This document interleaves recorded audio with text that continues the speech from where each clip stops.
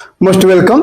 आइए, एक व्यक्ति एक जग 144 रुपए में बेचकर क्रय मूल्य का, ध्यान दीजिए, क्रय मूल्य का यानी क्रय मूल्य मान लीजिए x रुपए हो तो उसका 1/7 हानि हो गया। तो x हो तो x तो सबसे बढ़िया आप, लेकिन एकेडमिक वाले तो x मानेंगे, तो x का 1/7 यानी 1/7 x हो गया। तो पाया कितना, पूरा था x और हानि हो गया तो 1/7 x घटाएंगे तो 6/7 x वो पाया। या 6/7 x सही क्रय मूल्य का यह है 144 रुपए। ठीक है, तो आप लोग बकायदे जब लगाएंगे तो क्या लिखेंगे, 6/7 x इक्वल टू 144। तो x इक्वल टू 144 गुणे 7/6, 6 दूनी 12, 6 चौक 24, 24 7 चौक 28, 7 दूनी 14, यानी 168 रुपए उसका क्या था, क्रय मूल्य था। यदि वह उसे 189 रुपए में बेचता, अब एसपी हो गया 189 और सीपी कितना हुआ 168, तो प्रॉफिट हो गया ना। तो कितना प्रॉफिट हुआ, profit equal to SP minus CP. तो घटाएंगे तो 1 8 9 21 रुपए उसका प्रॉफिट आया।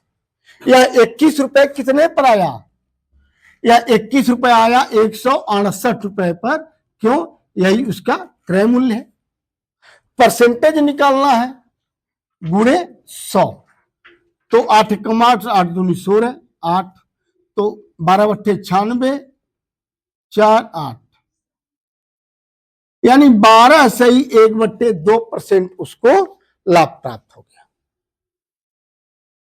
समझ में नहीं आया, 12 से 1/2% लाभ। अब यदि आप कंपटीशनर हैं तो आपको इस तरह से नहीं लगाना है। ये सब सवाल है कॉम्पिटिटिव। आप यदि कंपटीशनर है तो आपको ऐसे नहीं लगाना। आप कैसे लगाएंगे, अब आप देखें, दो तरह से बताऊंगा। सबसे बड़ी बात आप ऐसे कर लीजिए, यह 144 रुपए जो है क्रय मूल्य का कितना है, 6/7 है। क्रय मूल्य का कितना है, 6/7। तो 189 रुपए, अब ध्यान देना, 189 रुपए कितना होगा, तो 189 गुणे 6/7/144 यहां कर दीजिए, 6/7 ना, ये 6/7 हो जाएगा ना, हानि है तो 1 में से 1/7 घटाएंगे, 6/7 हो गया। अब आगे समझ, तो आप सीधे डायरेक्ट ऐसे लगाइए, तो 7 14 7 7 49 ये हो गया, और 7 6 12 6 12 24, 27/24 आ गया। अब यही कह रहा है परसेंटेज में आप यही चेंज कर दीजिए, 27/24 को यही परसेंटेज में कर दीजिए, आ जाएगा प्रॉफिट सीधा। ठीक है, कैसे देखें, तो 3/24 3 27 और 8 1 8 8 दूनी 12/96 और 5। अब कर लीजिए 12 9 108 और 9 5 45 5 4, अब 12/96 4, 9 5 45 12/96 4 100।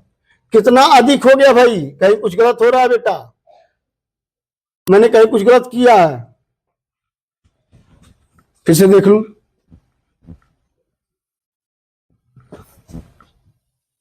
फिर से देख लूं इसको, कहीं कुछ मैंने गलत किया बेटा। यहां प्रॉफिट कितना आया था, 21 रुपए था ना, तो 21/168 गुणे 100 था, 12 सही 1/2 आया था, यही आया था ना, वही बेटा यहां भी आएगा। तो ये हो गया 144 जो था 107 था, ओ सॉरी हाँ ठीक है, तो 144 जो 107 है 1/6/7, तो 189 कितना होगा, वही 1 से ऊपर चला जाएगा, वही हमारा प्रॉफिट हो जाएगा। तो 189 गुणे 6/7/100 44। अब आइए, तो 7 दूनी 14, 7 से 49, यहाँ सही है, और ये हो गया 24। अब आप देखें 27/24 में से 1 घटाएंगे तो क्या आ गया, 3/24। ये उनका हो गया लाभ। क्यों, यह 24 अधिक हो गया ना, बढ़ गया ना, इसका मतलब क्या हो गया, प्रॉफिट हो गया। क्या हो गया, 3/24 जो है उसका प्रॉफिट हो गया। आ गया। अब 3/24 को 100 कर दीजिए, 24 जो भी होगा कर लीजिएगा, 300 में 24 से भाग दे दीजिएगा, आ जाएगा 24 से कम 24, 6 शून्य 24 दूनी 48, 24 25 120, 12.5। डायरेक्ट आप यहीं से कर लीजिए। यदि आप कंपटीशनर हैं तो डायरेक्ट आप यहीं से कर लें। ठीक है, दूसरा देखें,